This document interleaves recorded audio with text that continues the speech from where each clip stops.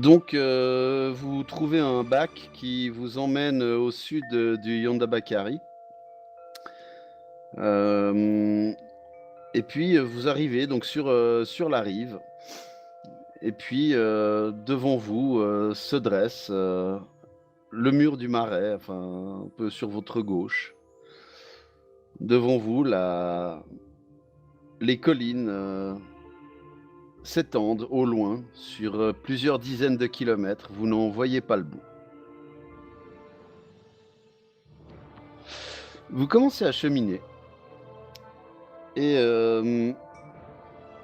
c'est plus, du cheminement, on va dire, pour vous mettre, enfin, pour vous dégourdir les muscles qui, après, environ 2 semaines de bateau, ont été un petit peu, entraînés à ne rien foutre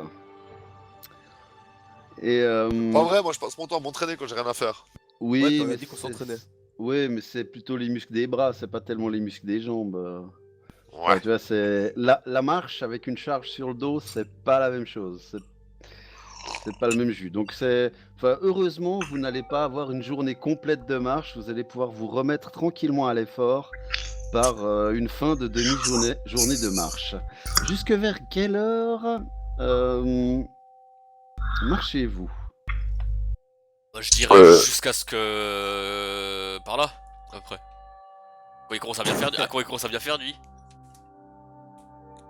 Moi je dirais jusqu'à ce qu'on voie les premiers rayons du soleil qui commencent à baisser vraiment quoi. Bah, c'est ça praticable, quoi. Ouais. Donc vous marchez environ 3 ou 4 heures, quoi, quelque chose comme ça. Ouais. Ouais, vu qu'on est en hiver, le jour se couche plus tôt, c'est ça hein. Tout à fait. Ah, on s'arrête vers 8h. Ouais, vers 8 heures, c'est parfait. Ok. Donc vous marchez environ 4 heures et puis vous arrivez à un endroit où vous pensez pouvoir dresser le camp. Et vous êtes content, vous arrivez à lui faire donner la patte. Il est bien dressé, le camp. Ah. Hmm. On est déjà dans les collines, là. Oui, oui, oui, vous êtes dans les collines. On entend des oiseaux, des bruits.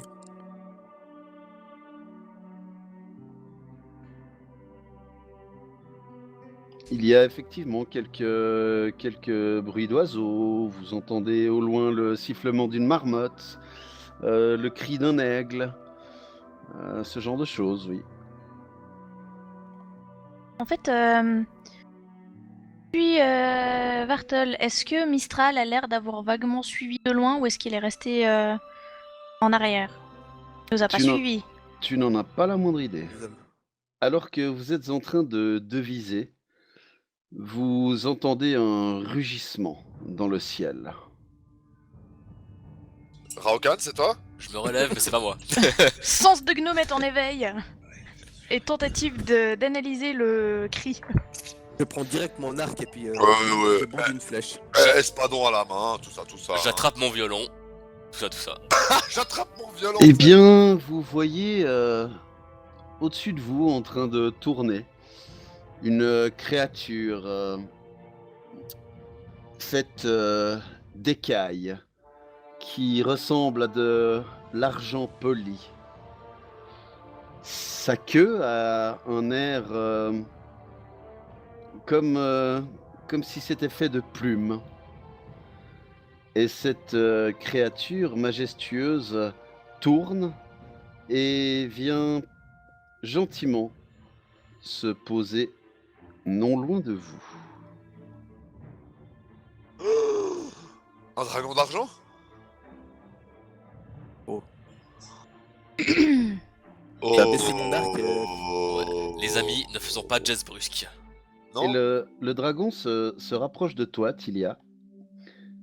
Et il rapproche, tu vois sa tête immense face à toi. Et il te renifle comme ça, et comme s'il te regardait, puis de ses entrailles émet, est émis un bruit qui fait. Hmm. Hmm. Que faites-vous sur mon territoire? Là, je vais poser mon arc et puis me mettre pas à genoux, mais un genou à terre. Je vais baisser la tête puis je vais dire bonjour noble dragon, nous ne savions pas que c'était votre territoire ici. Là, il te regarde et tu vois, il montre les dents. Ouais. Bon, c'est pas grave. Mais que faites-vous sur mon territoire? Et là, je range mon espadon, je lève les deux mains et je fais... Nous nous rendions tout près d'ici, à la... Je commence à paniquer, tu vois, je trouve plus mes mots. La reine engloutie. Voilà, c'est ça. Nous nous rendions à la reine engloutie. Nous n'avions nullement l'intention de vous importuner, ô cher dragon des temps anciens, mais nous voulions simplement trouver un endroit pour nous reposer. Nous le permettez-vous? Là, il bouscule légèrement Tilia en se rapprochant de toi. Puis tu vois, il te renifle comme ça. Et il dodeline un petit peu de la tête. Il fait oh, un cousin. Enfin, et là, je hoche juste de la tête, toujours les deux bras levés, tu sais, et puis le regard un peu figé vraiment sur lui, puis je fais, d'après les dires de ma famille, un de mes ancêtres se serait lié de sang avec un dragon. Un dragon un dragon de bronze, si je ne dis pas de bêtises. De bronze? En êtes-vous si sûr? Bien, on m'a parlé de bronze et de foudre, il me semble. Je ne suis pas certain. Ce n'est qu'une légende, mais... Et là, tu sais, je baisse mes bras, puis je le regarde droit dans les yeux, puis je dis... Par moments, je peux sentir la force et la fureur d'un dragon en moi. Et il te regarde, donc le dragon, et te dit mais je vous déconseille fortement la reine engloutie. Pour quelle raison? L'air y est mauvais. Mais encore? Plein de maléfices. Plein de cousins noirs. C'est un endroit de combat, de malheur et de déchéance. Puissant dragon, vous qui volez par ici, est-ce que vous auriez vu par hasard femme maléfique avec une autre femme à la peau sombre qui était dans les environs, au sud de la reine engloutie? Pas dans mon territoire en tout cas. Peut-être effectivement autour de la reine engloutie, mais ça n'est pas mon territoire. Je ne patrouille pas cet endroit-là. Noble dragon, Merci. je sais que c'est énormément vous demander, et là, je vais aller me mettre devant lui et je vais me prosterner. Mais je vous le demande, comme à un cousin. Pouvez-vous, s'il vous plaît, nous accompagner pour guider notre chemin jusqu'à la reine engloutie? Je vous en serai mille fois gré. Je vous en supplie. Et je mets vraiment mon front contre le sol. Je m'abaisse devant lui, vraiment, quoi. Eh bien, jusqu'à la reine engloutie, certainement pas. Comme je vous l'ai dit, ça n'est pas mon territoire. Mais je peux vous accompagner un bout de chemin, en effet. Et là, Que pouvons-nous faire pour vous remercier? Eh bien, je sens le bien en vous. Cela est suffisamment rare dans ces contrées pour être souligné.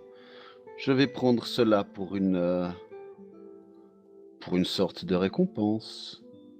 Merci. Aux Merci. rênes d'argent qui détruisent les nuits. merci mille fois.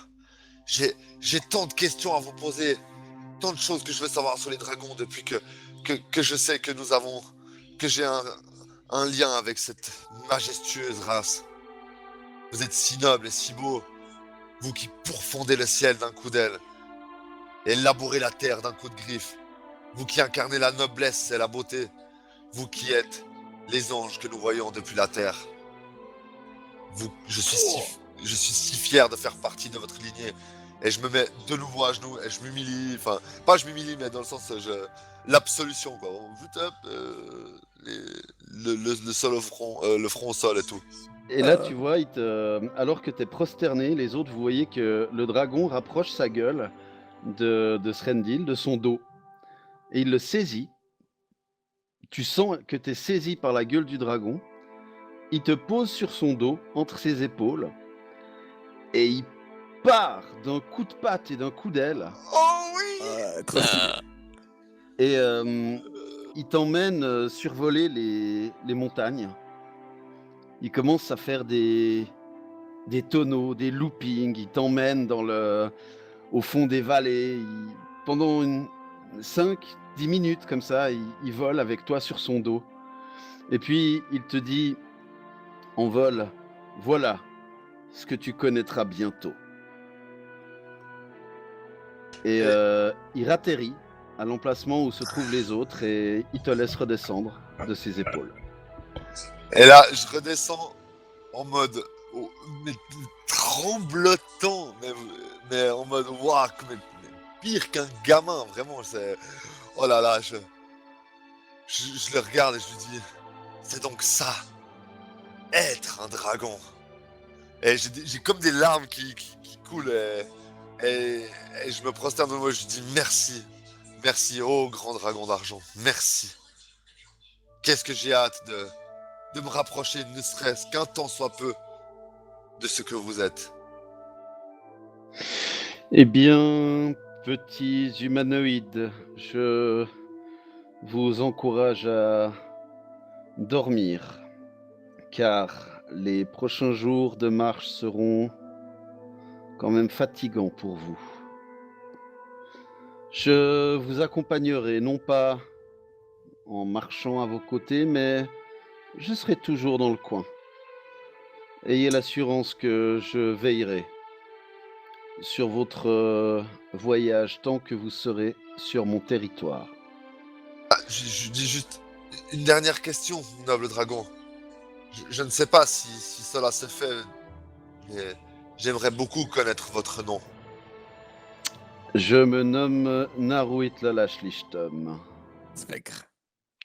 Et donc le dragon entonne quelques strophes dans une langue que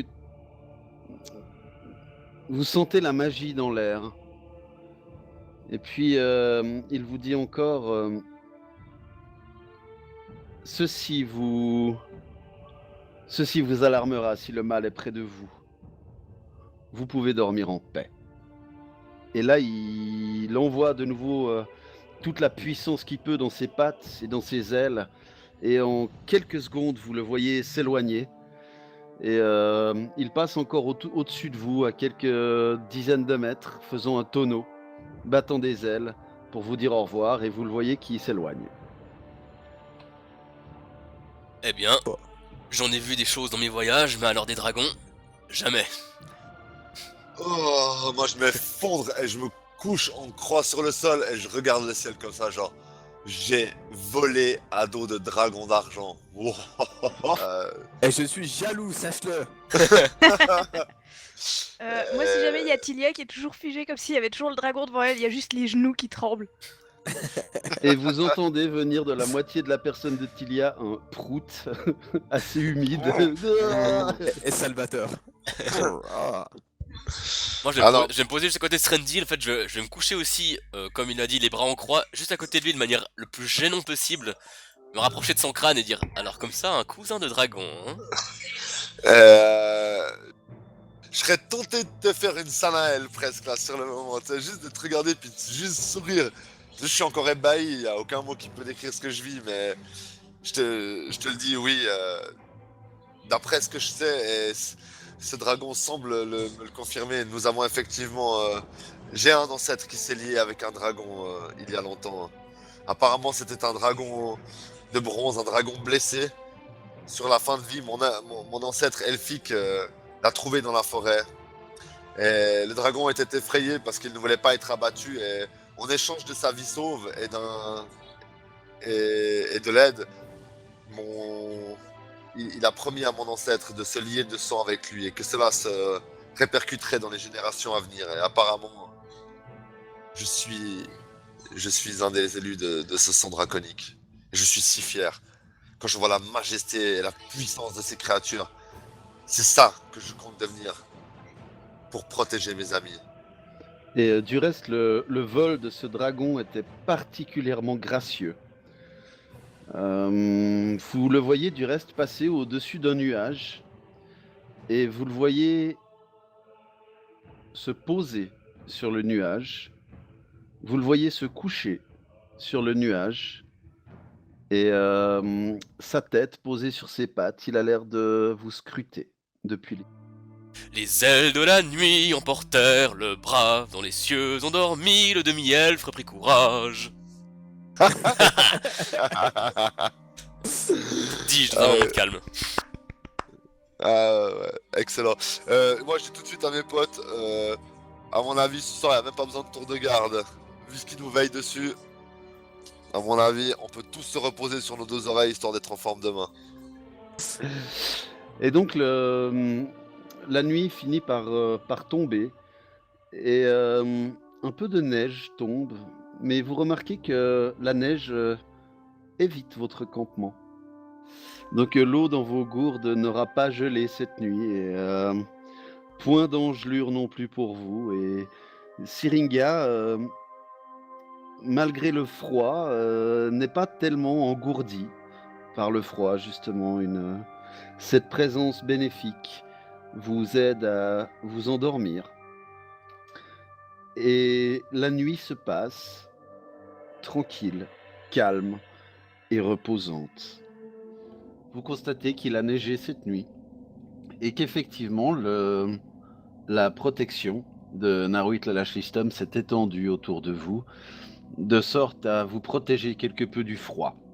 La neige n'est pas tombée sur votre campement et il vous semble que la température est plus agréable que ce qu'elle est au-delà du cercle de votre campement. Vous vous levez gentiment et si vous regardez vers les nuages, vous vous apercevez que Naruit est toujours là, à vous observer. Mais de loin, il est à plusieurs centaines, pour ne pas dire milliers de mètres d'altitude. Vous devinez la brillance de ses écailles.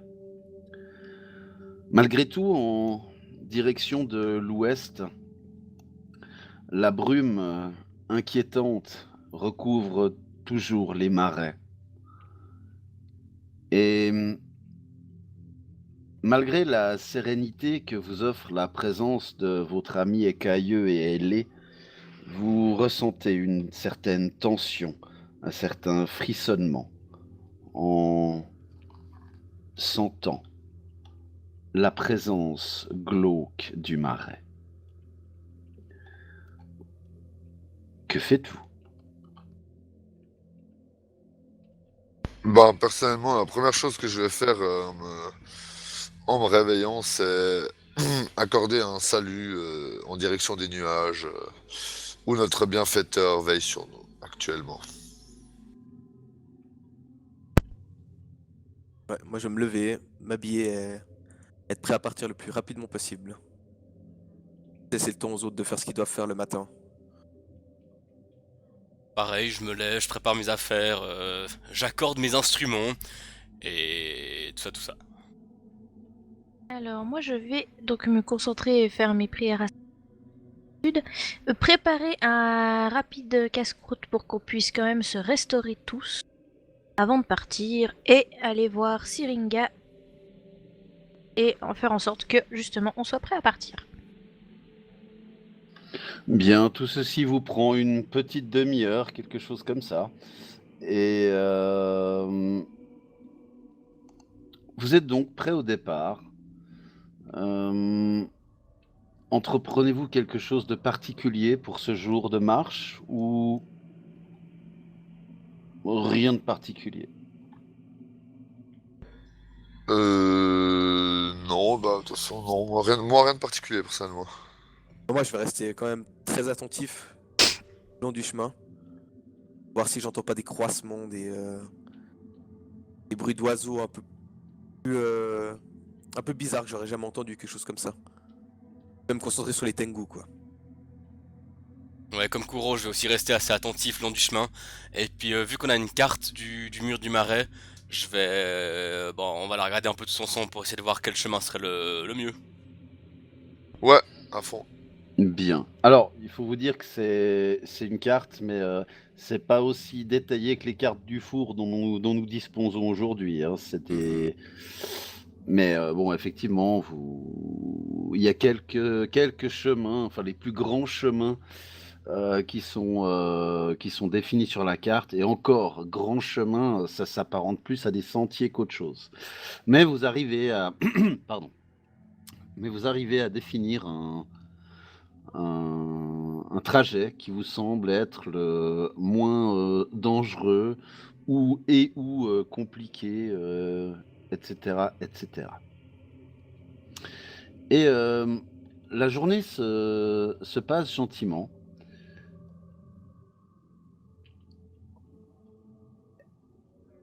Et puis, vous entendez quelques bruits qui proviennent des collines, un peu plus, un peu plus à l'ouest, un peu plus à l'est de votre position.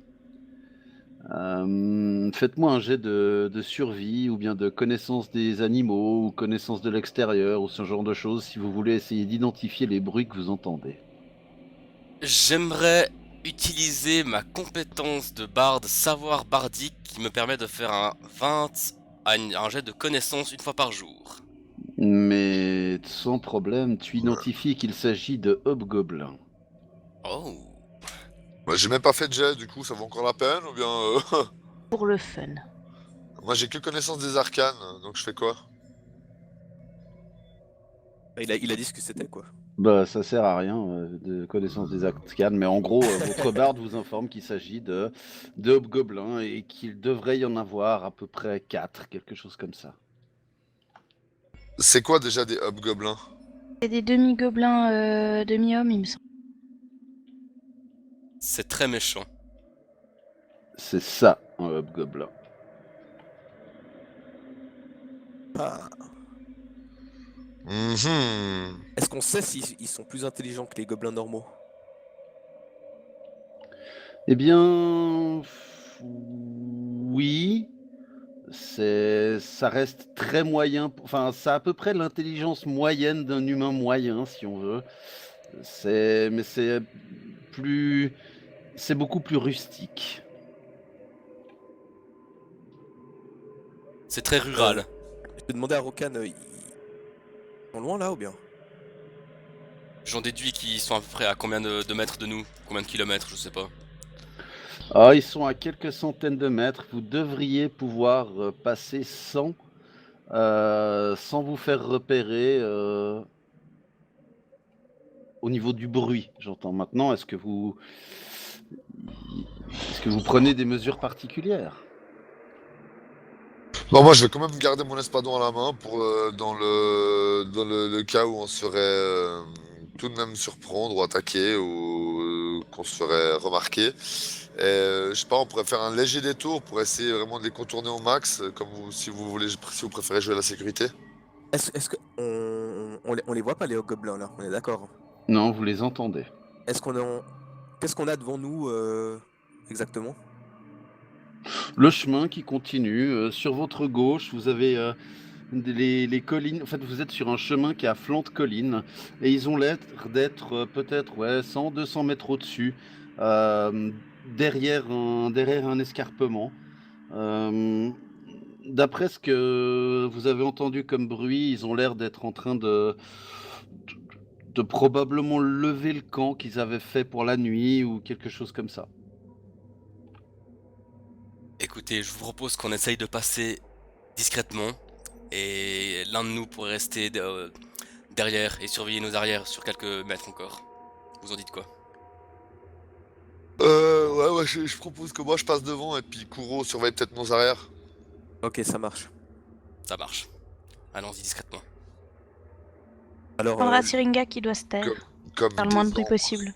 Comme des ombres, soyons. il y aura un jeu pour Syringage le son. Ok. Alors vous avancez sans problème. Et la petite troupe de hobgoblins qui était là ne vous a visiblement pas remarqué. Le vent était avec vous. Votre odeur n'a pas porté jusqu'à eux. Ce qui vous offre de continuer votre chemin sans autre difficulté. Qui est-ce qui reste en arrière? C'est moi. Enfin, ok. Kuro, ouais. Alors tu vas me faire un jet de perception dans la tour AD, s'il te plaît. Vous avancez pendant plusieurs centaines de mètres et tu as la certitude que les hobgoblins ne vous ont pas suivi, ne vous ont pas repéré. D'accord. Alors je vais avancer très gentiment en faisant le moins de bruit possible et puis essayer de rattraper un petit peu le chemin sur mes camarades. Tu les rejoins sans problème. Et puis, au bout de peut-être de 2-3 heures de marche, à nouveau, faites-moi tous un jet de perception dans la tour AD, s'il vous plaît. Il y a Kuro Kuro et Srendil, vous apercevez que au loin, devant vous, un petit peu à flanc de montagne, il y a une espèce de ce qui ressemble à une grotte. Et il y a l'air d'avoir un petit peu d'activité au niveau de cette grotte. Et effectivement, vous discernez